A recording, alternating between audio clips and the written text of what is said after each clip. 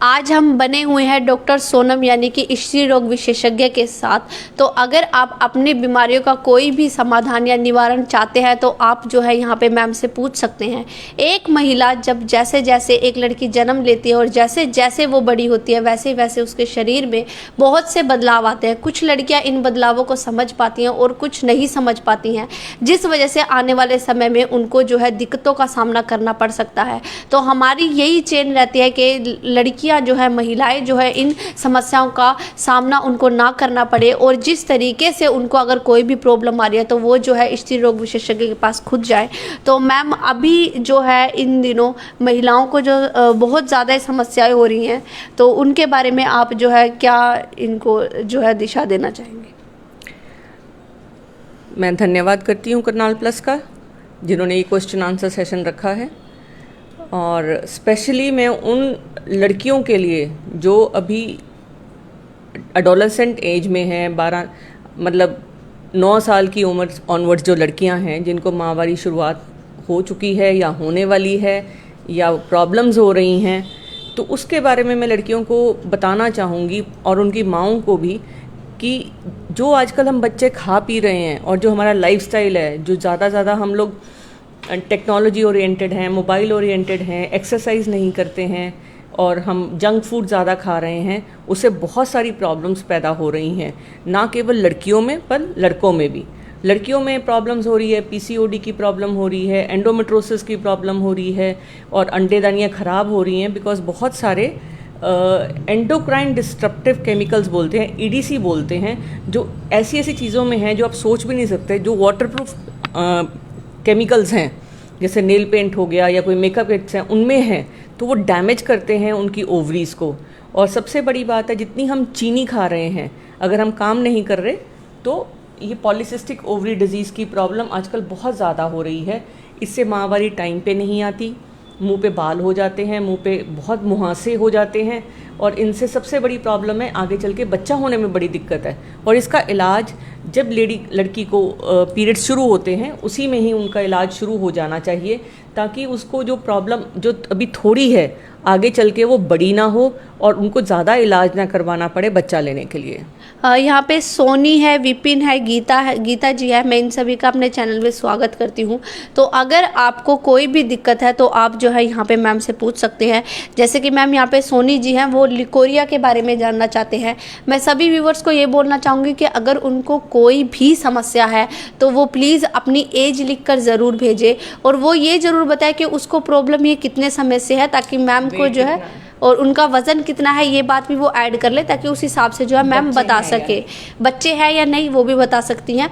तो मैम फ़िलहाल लिकोरिया, उन्होंने सिर्फ लिकोरिया ही बोला है, तो आप उसके बारे में जो भी लिकोरिया की प्रॉब्लम का समाधान है उसके बारे में आप बताइए। देखो, लिकोरिया इस चीज़ पर डिपेंड करता है कि आप सेक्सुअली एक्टिव हैं या एक्टिव नहीं हैं। सेक्सुअली नॉन एक्टिव गर्ल्स में जिनको जो संभोग नहीं कर रही तो उनके लिए बहुत ज़रूरी है कि जैसे यंग गर्ल्स हैं उनमें अगर लिकोरिया है तो मोस्ट कॉमन कंप्लेंट है उनकी कि उनके पेट में कीड़े होते हैं, प्लस उनकी यूरिन में इन्फेक्शन हो जाती है, क्योंकि जो रास्ता है लेडी का योनि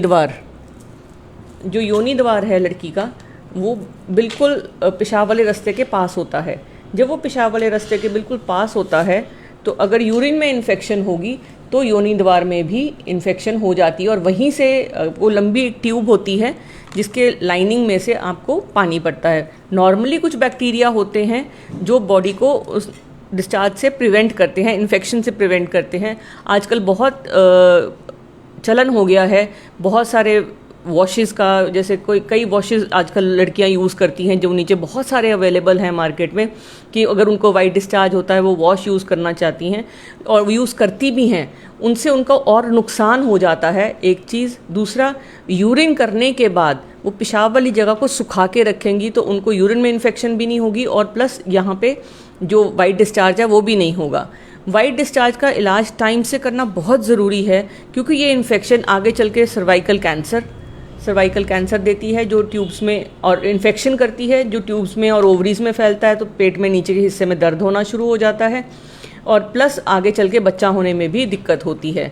तो वाइट डिस्चार्ज को एक इन्फेक्शन की निशानी समझें या एक कैंसर की निशानी, ये दो मोस्ट कॉमन कारण हैं। अगर लड़की सेक्सुअली एक्टिव नहीं है और फिर भी उसको पानी पड़ता है तो 3 टाइम ऐसे हैं जब पानी बिल्कुल नॉर्मल होता है, खासकर जब अंडेदानी में से अंडा बनता है और जब अंडेदानी में से अंडा निकलता है उस टाइम के आसपास के टाइम में वाइट डिस्चार्ज होता है, जो पानी जैसा और लेस जैसा, खींचेंगे तो लेस जैसा होता है। पीरियड्स आने से पहले भी पानी पड़ता है। और दूसरी बात है, आप कोई भी ऐसी टीवी में या ऐसी कोई बात सुनते हैं जिससे आपको सेक्सुअल एक्टिविटी दिमाग में आती है तो भी आपका जो डिस्चार्ज है वो होगा। लेकिन ये नॉर्मल डिस्चार्ज है, अगर इसमें कोई स्मेल नहीं है, इसमें कोई कलर नहीं है और इसमें कोई इचिंग नहीं है तो ये बिल्कुल नॉर्मल रहेगा। मैम यहाँ पे शिल्पा वाधवा जी हैं, वो कह रही है कि उनको पीसीओडी है, एक बेबी होने के बाद हुआ है और उसके 2 मिसकैरेज हो चुके हैं, 4 मंथ हो चुके हैं और एज उनकी है 35 साल। क्या नाम बताया आपने? शिल्पा जी, मैं आपको ये कहना चाहूँगी कि पीसीओडी इस टाइम बहुत कॉमन डिजीज़ हो गई है। हर 4 में से 1 लड़की को पीसीओडी की प्रॉब्लम है। पीसीओडी में जो अंडेदानियाँ होती हैं, उसकी जो अंदर फॉलिकल होते हैं जो अंडा बनाने वाले, वो यहाँ पे लाइन अप हो जाते हैं साइडों पे, तो वो एक दूसरे को बढ़ने नहीं देते। जब वो बढ़ते नहीं हैं, अंडा रिलीज़ नहीं होगा। जब अंडा रिलीज़ नहीं होगा तो जो ब्लीडिंग होनी होती है वो नहीं होती। पहली बात ये, अंडा बनता नहीं है, बनेगा नहीं तो प्रेगनेंसी नहीं होगी। दूसरी बात, जो सबसे कॉमन कारण है वो है मोटापा। बेसिकली क्या है, मोटापे में ऐसे हार्मोन्स बनते हैं जिसकी वजह से आपका पीसीओडी का प्रॉब्लम बढ़ जाता है। तो चीनी तो बिल्कुल बंद कर दीजिए आप, किसी भी फॉर्म में। मीठा आपका टोटली बंद है, चॉकलेट्स बंद है, प्लस आप एक्सरसाइज ऐड करिए। अगर आप रोज़ आधा घंटे की एक्सरसाइज करती हैं, अपना वजन 10 से 20% कम कर लेती हैं, तो आपका अंडा बनना शुरू हो जाएगा और आपको प्रेगनेंसी हो जाएगी। क्योंकि इसमें क्या होता है, पीसीओडी में आपके शुगर के लेवल्स और इंसुलिन के लेवल्स बढ़ जाते हैं और इनकी वजह से भी आपको अबॉर्शन होती है। अबॉर्शन कितने हफ्तों पे हुई ये मैटर करती है। अगर वो धड़कन आने के बाद हुई, धड़कन पहले से और या बाद में हुई, तब भी आपको इस चीज़ पे ध्यान देना पड़ेगा। यहाँ पे मैम एक क्वेश्चन हो रहा है, राजेश सेठी राज जी हैं, वो कह रहे हैं कि उनकी जो वाइफ है उनका AMH बहुत लो है और उनकी एज 28 साल की है, तो ऐसा कोई प्रोसीजर है जिससे वो उनकी जो AMH जो कम हो गया है वो उनका बढ़ सके? देखिए, अकेले AMH से आप ये नहीं अंदाज़ा लगा सकते कि आपकी ओवरीज काम करती हैं कि नहीं करती। इसके अलावा कुछ और हार्मोन के टेस्ट हैं, प्लस आपका एंट्रल फॉलिकल काउंट है। मतलब जब भी एक अल्ट्रासाउंड करा जाता है तो अंडेदानी के अंदर जो फॉलिकल्स हैं ऐसे वाले वो दिखेंगे आपको। नंबर ऑफ फॉलिकल्स अगर 6-8 से ऊपर है दोनों ओवरीज का मिला के, तो आपको टेंशन लेने की बात नहीं है। पहली बात ये। दूसरी बात, अगर AMH लो हुआ है तो आपको ये देखना है कि और प्रॉब्लम तो अंडेदानियों में नहीं है। कई बार इन्फेक्शन होती है अंडेदानियों की, उसकी वजह से भी AMH लो आता है।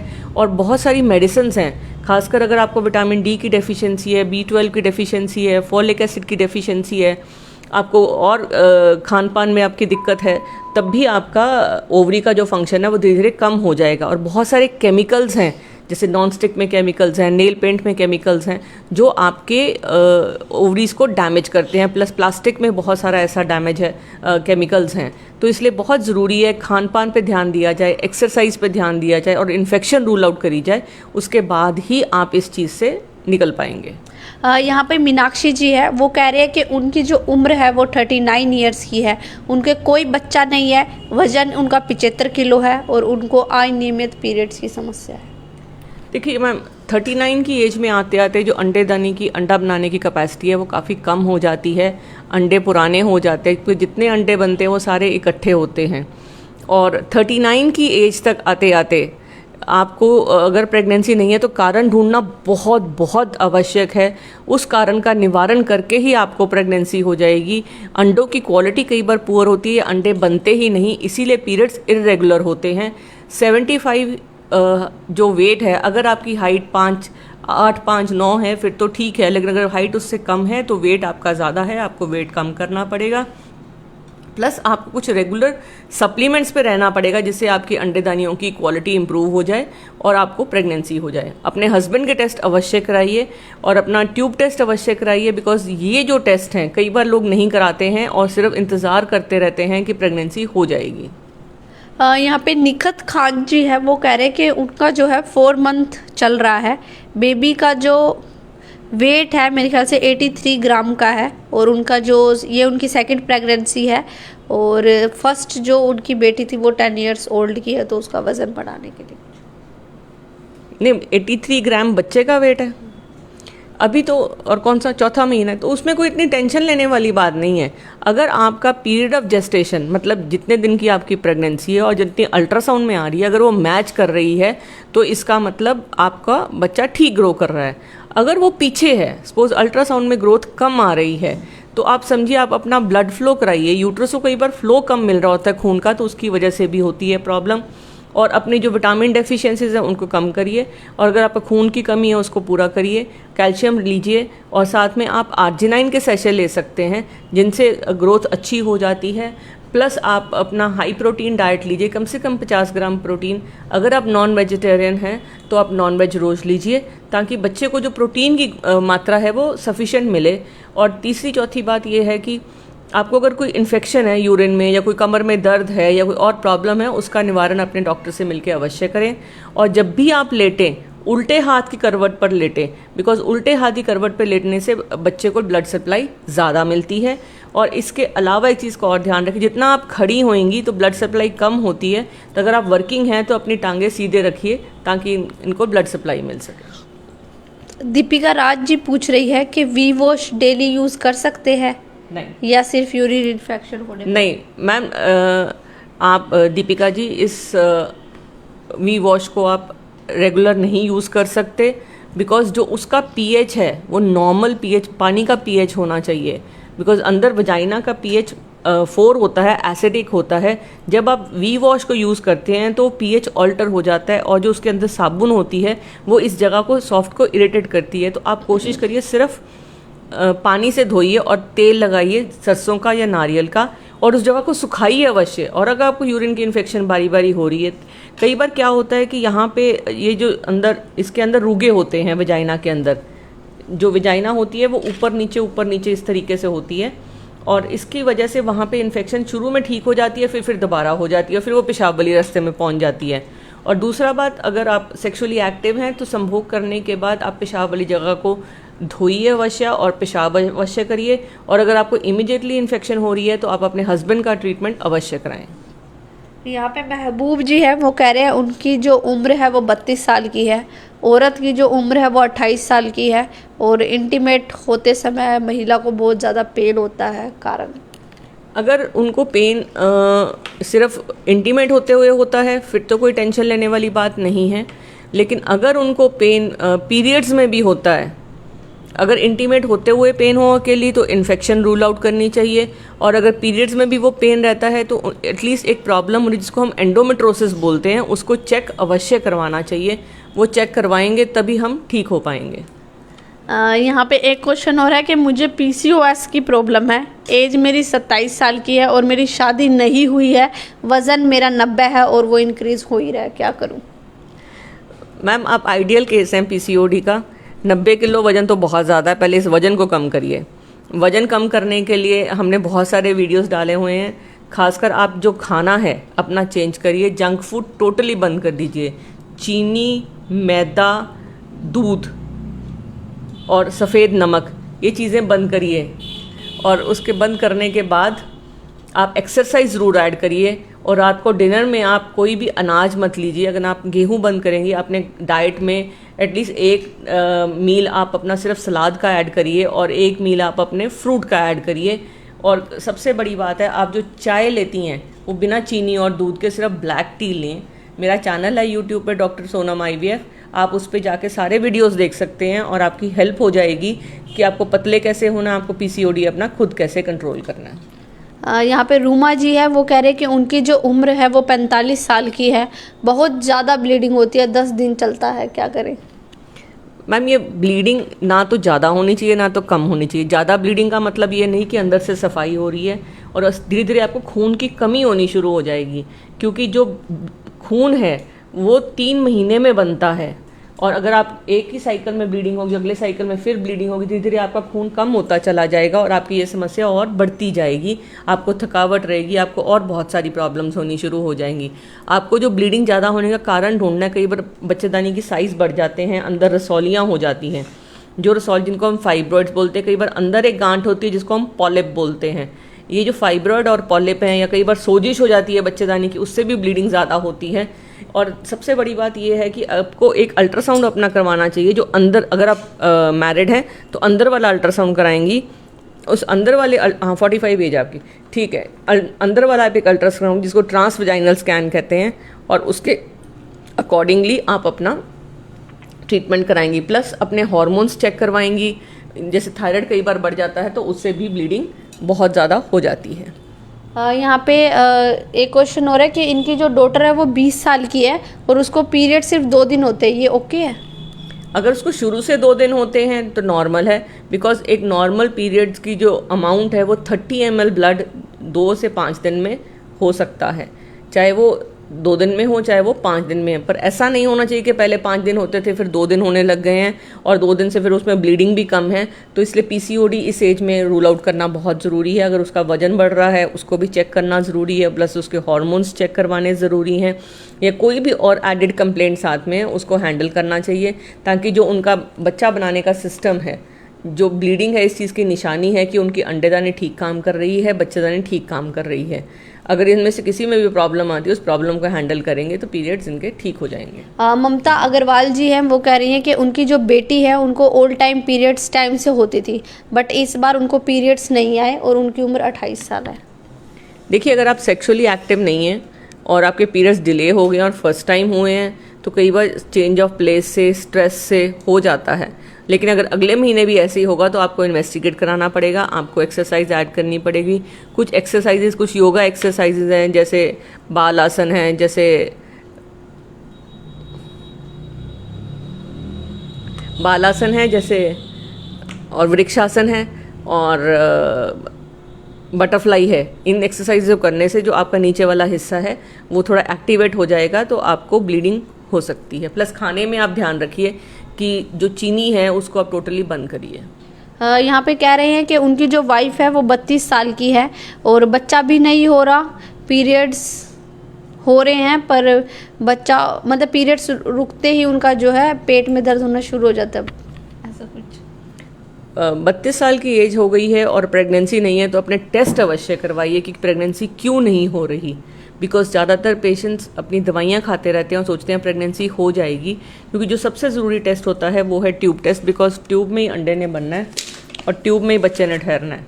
जो ट्यूब होती है उसी में बच्चा बनता है और उसी में ठहरता है, और ये देखना बहुत ज़रूरी है कि ट्यूब्स खुली हैं या बंद हैं। इस एक्सरे होते हैं इस तरीके से जो हमें बताते हैं कि ट्यूब खुली हैं या बंद हैं।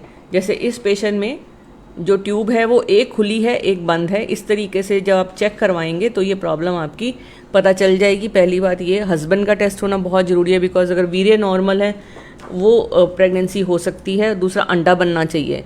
ये 3-4 चीज़ें हैं। प्लस ये ज़मीन ठीक होनी चाहिए जो बच्चेदानी की, जिसको हम एंडोमेट्रियम बोलते हैं। अगर इनमें से किसी में भी कोई कारण है तो उस कारण का इलाज करवा कर ही प्रेगनेंसी होगी। इस तरीके से प्रेगनेंसी इंतज़ार करते जाएंगे तो 35 की एज के बाद जो अंडे की क्वालिटी है और नंबर है वो दोनों कम हो जाते हैं, तो फिर आपको दिक्कत होगी। यहाँ पे एक क्वेश्चन हो रहा है कि ये कह रही है कि मैम मैं जो हूँ एक 17 साल की स्टूडेंट हूँ और मुझे सफ़ेद डिस्चार्ज होता है जिससे मुझे बहुत ज़्यादा वीकनेस और पैरों में दर्द रहता है। मैम, आप जो भी आपको प्रॉब्लम रहती है, उस जो वाइट डिस्चार्ज की प्रॉब्लम बहुत कॉमन प्रॉब्लम है। अगर आपको यूरिन में इन्फेक्शन है उसकी वजह से, प्लस अगर आपका विटामिन डी, विटामिन B12 या आपका HB भी कम होगा तो आपको ये टांगों में दर्द है, पैरों में दर्द है और प्लस डिस्चार्ज की प्रॉब्लम ये रहेगी। तो आपको एक तो इन्फेक्शन का कोर्स लेना पड़ेगा, प्लस अपने खान पान को आपको इम्प्रूव करना पड़ेगा, जंक फूड टोटली बंद करना पड़ेगा आपको, तो आप ये प्रॉब्लम से निकल जाएंगी। यहाँ पे एक और है, अली जी पूछ रहे हैं कि उनके जो वाइफ को बेबी हुआ था, बेबी नहीं है, एक दफ़ा मिसकैरेज हुआ था, उसके बाद बेबी नहीं हुआ है और उम्र 35 साल। सर, एक बार अगर प्रेगनेंसी हुई और दोबारा नहीं होती, हमें समझ आना चाहिए कि जो शरीर है उसको आप एक मशीन समझिए। अगर मशीन में एक बार ख़राबी हो गई तो ये ज़रूरी नहीं कि दोबारा ठीक काम करती है, उसको टेस्ट करवाने पड़ते हैं हमें। गिनती के 4 मेजर टेस्ट हैं, जो एक तो उनका ट्यूब टेस्ट होना चाहिए, एक उनका अल्ट्रासाउंड होना चाहिए, एक उन आदमी का टेस्ट होना चाहिए, प्लस एक ज़मीन का टेस्ट होना चाहिए। इन टेस्टों में अगर रिपोर्ट्स नॉर्मल हैं तो फिर इनको प्रेगनेंसी हो जाएगी, क्योंकि कोई ना कोई कारण है जो पूरे सिस्टम को गड़बड़ा रहा है। उस सिस्टम को जब तक हम ठीक नहीं करेंगे प्रेगनेंसी नहीं होगी। यहाँ पे एक क्वेश्चन और है, वो कह रहे हैं कि प्राइवेट एरिया में खुजली बहुत ज़्यादा होती है, ऐसा क्यों? मोस्ट लाइकली जिनको खुजली बहुत ज़्यादा होती है, 2 तरह की इन्फेक्शन जो खुजली कॉज करती है। एक तो है ट्राइकोमोनियासिस, दूसरी है फंगल इन्फेक्शन। और ज़्यादातर लोग जिन देखा गया है कि जिनकी शुगर लेवल्स हाई हैं, जिसमें आप 3 महीने की शुगर आप अपनी चेक करवाएंगे तो आप चेक कर पाएंगे अगर वो शुगर बढ़ी हुई आती है, और अगर आप खाना पीना अपना ठीक कर लेंगे, शुगर बंद कर देंगे, junk food, bakery, cold drinks ये सब बंद कर देंगे, तो आपकी फंगल इन्फेक्शन थोड़ी सी दवाई लेने के बाद ठीक हो जाएगी। मैम, ब्रेस्ट में पेन है, एक ब्रेस्ट में पेन है और बहुत ज़्यादा हैवी है।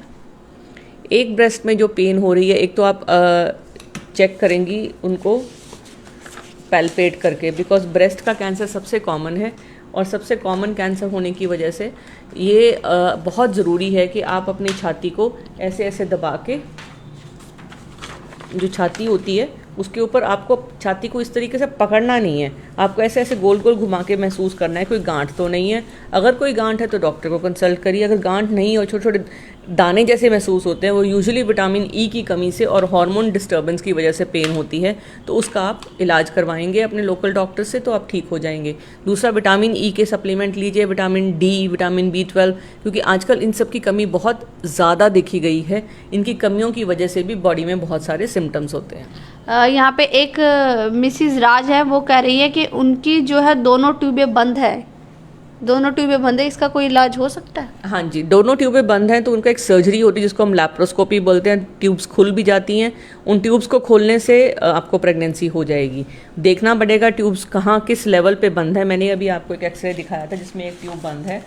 इस पेशेंट का हमने सर्जरी करी, एक कंबाइंड सर्जरी थी, यूट्रस के अंदर जाकर अंदर से भी खोला और हमने ऊपर पेट में जाकर दूरबीन में 3 टांके आते हैं छोटे छोटे से, लैप्रोस्कोपी दूरबीन से वो ऑपरेशन होता है और ट्यूबें दोनों खुल जाती हैं तो प्रेगनेंसी हो जाती है। मैम, पीरियड्स में एक साइड पेन होना नॉर्मल है? पेन अगर आपका बियरेबल है और अगर आपने अल्ट्रासाउंड कराया है उसमें कोई दिक्कत नहीं है तो नॉर्मल है।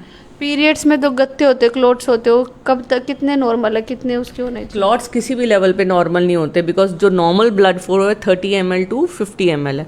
अगर 80 ml से ज़्यादा ब्लड फ्लो होगा तो क्लॉट्स निकलेंगे। क्लॉट्स का मतलब ये है कि बॉडी जो है उस खून जितना बह रहा है वो ज़्यादा बह रहा है और वो जम के निकल रहा है वजाइना में। तो इसलिए बहुत ज़रूरी है कि आप ये इस चीज़ का ध्यान दें कि क्लॉट्स के कारण ढूंढने पड़ेंगे। कई बार हार्मोनल लेवल पे प्रॉब्लम होती है, इन्फेक्शन होती है, और कई बार रसौली या पॉलिप होता है तो फिर ये क्लॉट्स निकलते हैं। और खून बहाने का कोई बेनिफिट नहीं है, कोई आज़ादी नहीं मिलने वाली, और इससे सिर्फ अगर आप टाइम से अगर इसका इलाज करेंगे तो आपका खून पूरा रहेगा और आपकी कमज़ोरी नहीं आएगी। यहाँ पे क्वेश्चन है कि इनकी जो एज है वो 34 साल की है और पीरियड्स ड्यूरेशन में भी बहुत स्टमक पेन होता है, पहले नहीं रहता था लेकिन अब बहुत ज़्यादा होता है, इसका कोई रीज़न? 34 साल की उम्र है। देखिए, अगर पीरियड्स में पेन अब होने लगी और पहले नहीं थी, आपकी फैमिली कंप्लीट है, तो आपको एक गायनेक को कंसल्ट करना चाहिए। बिकॉज जो पेन होती है उसका जो देसी इलाज है वो तो ये कहते हैं दूध में देसी घी डाल के ले लीजिए, चॉकलेट खा लीजिए, पेन सेटल डाउन हो जाएगी। अगर इन सब से नहीं सेटल होती तो we need to find out the reason. हमें कारण ढूंढना बहुत ज़रूरी है उस पेन का, और उसका इलाज करना ज़रूरी है। यहाँ पे निकिता पूछ रही हैं, इनके काफ़ी बार जो है आ चुके हैं, ये कह रही है कि इनका जो है 7th मंथ चल रहा है और इनका जो वज़न है वो सिर्फ 43 किलो का ही वज़न है, और डिलीवरी टाइम तक कितना वज़न नॉर्मल होता है और हीमोग्लोबिन भी कम है। देखिए, अगर आपका हीमोग्लोबिन कम रहेगा तो आपका वज़न नहीं बढ़ेगा, बिकॉज खून ने ही सारा कुछ करना है। बच्चे को भी खून चाहिए, बच्चा अपना खून तो ले लेगा लेकिन फिर आपके शरीर में जो खान पान है अगर आपका ठीक नहीं होगा और खासकर आपका अगर आयरन डेफिशिएंसी एनीमिया है कि आपको लोहा कम है आपके खाने में, तब भी आपको ये प्रॉब्लम रहेगी। तो आपको सप्लीमेंट बहुत ज़रूरी है। सरकारी हॉस्पिटल में इंजेक्शन भी लगते हैं आयरन के, नहीं तो 3 से 5 इंजेक्शन लगाए जाते हैं अकॉर्डिंग टू कितना HP कम है। जो आपका वजन कम है उसके लिए आप बहुत ज़रूरी है कि अपनी डाइट और कैलोरीज पूरी करिए। और दूसरी बात यह है कि अगर आपका वजन कम रहेगा तो अबॉर्शन और टाइम से पहले बच्चा होने का डर भी रहेगा। इसके लिए बहुत ज़रूरी है कि आप अपनी डाइट में पनीर ऐड करिए। रोज़ आप अगर वेजिटेरियन है 50 ग्राम पनीर, और अगर नॉन वेजिटेरियन है तो आप एक अंडा रोज़ ले सकते हैं। प्लस आप दालें लीजिए, सब्जियां लीजिए, बहुत तरह के फल और सब्जियां हैं जो वज़न बढ़ाने के लिए काम आते हैं। खासकर वॉलनट्स हो गए, या फिर आलू हो गए, आलमंड्स हो गए, पीनट्स हो गए, एवोकाडो है, इन सब चीज़ों से वज़न बढ़ेगा। इन वज़न बढ़ाने वाला जो खाना है, कम से कम रोज़ की 8 से 10 रोटियां आपको ज़रूर खानी है, तभी आपका वजन बढ़ेगा। और HB के लिए तो बहुत ज़रूरी है कि आप इंजेक्शन लगवाएं, नहीं तो खून चढ़ाना पड़ जाएगा। और खून की कमी से बहुत सारी लेडीज़ की जान को खतरा हो जाता है जब बच्चा पेट में होता है। निधि जी कह रही है कि 45 दिन के बाद पीरियड्स आना नॉर्मल होता है। अगर आपको हर महीने 45 दिन पे आ रहे हैं तो वो नॉर्मल है। अगर कभी वो 30 दिन पे आते हैं, कभी 45 दिन पे आते हैं, कभी 40 दिन पे आ गए, कभी 35 दिन पे आ गए, तो वो नॉर्मल नहीं है। क्योंकि साइकिल जो होता है किसी लेडी का 21 डेज से लेके 35 डेज तक तो बिल्कुल नॉर्मल होता है। पर कई लेडीज़ होती हैं जिनका cycle length 45 days up to 60 days भी होता है, बट वो होता रेगुलर है। यहाँ पे एक क्वेश्चन और है कि इनके जो है यूट्रस में पॉलिप है, कंसीव भी नहीं हो रहा। मैडम, जब तक आपके पॉलिप रहेगी, पॉलिप एक कॉपर्टी का काम करती है। जैसे आप ये समझिए कि आपकी ज़मीन में कोई पत्थर पड़ा हुआ, जितना मर्जी बीज डाल लें वो पौधा नहीं बनने देगा। इस पॉलिप को दूरबीन से निकाला जाता है, जिसको हम हिस्टेरोस्कोपिक पॉलिपेक्टमी बोलते हैं। उस निकालने के बाद आप प्रेगनेंसी कंसीव कर लेंगी। मैम, बेबी की हार्ट बीट बहुत कम है। बेबी की हार्ट बीट कितनी है? गीतू जी को मैं बोलना चाहूँगी कि वो बताएं उनका बेबी कितनी उम्र का है और कितनी हार्ट बीट कम है, ताकि मैम को समझ आए। और मैम ये पूछ रहे हैं यहाँ पे जो पीरियड्स का सर्कल जो होना चाहिए वो कितना नॉर्मल होता है और कितना अब नॉर्मल है? देखिए, 28 डेज़ का नेचुरल साइकिल होता है, मेंस्ट्रुअल साइकिल जो कैलेंडर होता है। और उसमें जो अंडा होता है, जब पीरियड्स आते हैं, अगर आपको प्रेगनेंसी नहीं हुई तो अंडा पीरियड्स जिस दिन आते हैं उससे 14 दिन पहले अंडा बनता है। तो 28 डेज टू 35 डेज नॉर्मल है। इसमें आगे पीछे भी हो सकता है, 2-3 दिन इधर उधर हो जाए, कोई टेंशन नहीं है। हफ्ता भी इधर उधर हो जाए, कोई टेंशन नहीं है। लेकिन अगर साइकिल कभी 10 दिन 15 दिन ऊपर इधर उधर होता है तो वो नॉर्मल नहीं है। और अगर आपकी साइकिल लेंथ रेगुलरली, सपोज किसी की साइकिल लेंथ 45 डेज है, तो आपको उससे जो 14 दिन पीछे जाएंगे तो तभी आपका अंडा बनेगा। इसका मतलब जो उनका जो पहला हिस्सा है साइकिल का वो बहुत लंबा है। तो ये बहुत ज़रूरी है कि जो आपका जो मेंस्ट्रुअल साइकिल है, आप इसको ध्यान से देखिए। ये फर्स्ट डे से लेके पूरे 28 दिन का साइकिल होता है। और जो ओव्यूलेशन डेज हैं वो ये जो हरे वाले हैं, 12वें दिन से लेके 17वें दिन, क्योंकि जो 28 दिन पे पहले है 14 डेज पे अंडा रप्चर होता है। तो ये बहुत ज़रूरी है कि अकॉर्डिंग टू दिस साइकिल तो आप नॉर्मल है। अगर आपका साइकिल का लेंथ रेगुलर है तो आपको कोई टेंशन लेने वाली बात नहीं है। लेकिन ऐसा नहीं कभी 3 महीने में, हर 3 महीने में पीरियड्स आ रहे हैं, that is not normal. Because जितना टाइम आपको पीरियड्स नहीं आएंगे उतना टाइम आपका यूट्रस ईस्ट्रोजन के इफेक्ट में रहेगा। और अगर ईस्ट्रोजन के इफेक्ट में ज़्यादा रहेगा तो आपको आगे चल के कैंसर होने का भी डर है। तो पीरियड्स रेगुलर होने बहुत बहुत आवश्यक हैं। मैम, आदमियों की जो छाती बढ़ रही है, मतलब छाती बढ़ जाती है, उसका कोई उपाय? यहाँ पे क्वेश्चन आया हुआ है। इसको गायनेकोमेस्टिया एक कंडीशन कहते हैं, आजकल बहुत कॉमन है। ये खासकर लिवर की एबनॉर्मलिटी, जिन लोगों को फैटी लिवर है उनका क्या होता है कि जो उनका टेस्टोस्टेरॉन है वो ईस्ट्रोजन में कन्वर्ट करने लग जाता है लिवर, और जो मोटापा होता है तो वो जो फीमेल हार्मोन है ईस्ट्रोजन वो बढ़ जाता है, तो फिर छाती बननी शुरू हो जाती है। तो एक तो वज़न कम करने की ज़रूरत है, बिकॉज गायनेकोमेस्टिया पतले लड़कों को बहुत कम होता है, ज़्यादातर मोटे लड़कों को होता है। और मोटापा कम करने से भी आपका जो गायनेकोमेस्टिया कम हो जाएगा।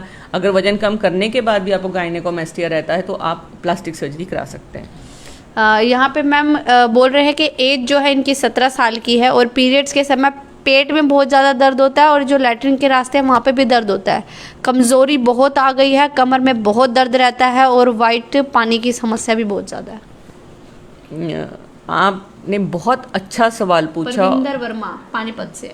पानीपत से आप बोल रही हैं और इस प्रॉब्लम को आपने एड्रेस किया है। बहुत इंटेलिजेंट क्वेश्चन पूछा है आपने कि बहुत बहुत लेडीज़ लड़कियों को ये प्रॉब्लम है और इस एज में इस प्रॉब्लम को हम डील नहीं करते तो आगे चल के प्रेगनेंसी होने में बहुत बहुत दिक्कतें आनी शुरू हो जाती हैं।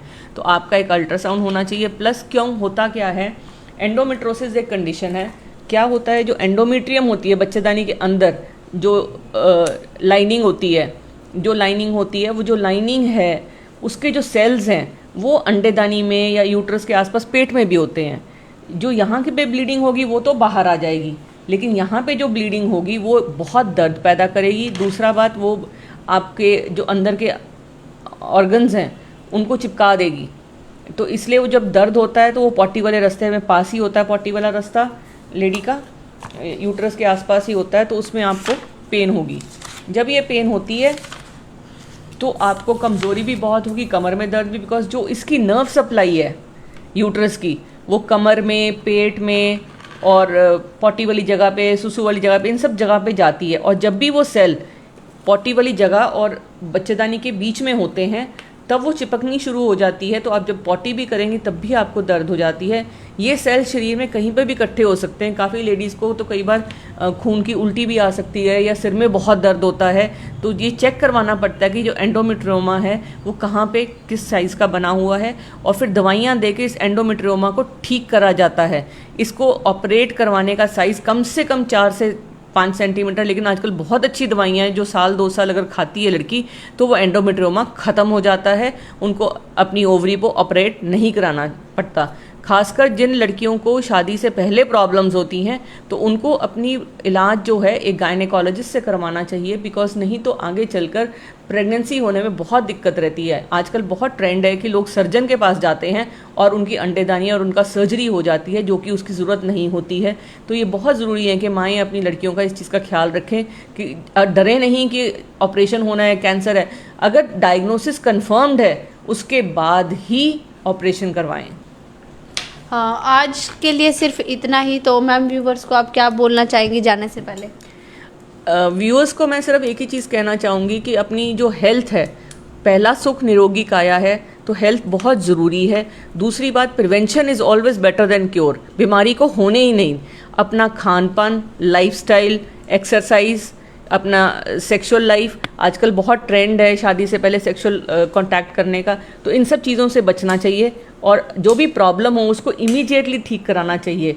और अगर प्रॉब्लम लंबी खींचेंगे तो इलाज भी लंबा हो जाएगा और इलाज मुश्किल भी हो जाएगा, और आगे चल के जो शादीशुदा ज़िंदगी है उसमें बहुत प्रॉब्लम्स होती हैं। आजकल एक और ट्रेंड है कि लड़कियां शादी बहुत लेट करती हैं, तो उनके लिए मैं एक एडवाइस देना चाहूँगी कि वो अपने अंडे फ्रीज़ करवा कर रख सकती हैं। उनके जो ओवम होते हैं या एग्स होते हैं उनको वो एक सेंटर में फ्रीज़ करा सकती हैं। फिर चाहे वो 35 साल पे शादी करें, चाहे वो 40 साल पे शादी करें और बच्चा उस पर लें, तब भी उनको प्रेगनेंसी अपने DNA से मिल जाएगी।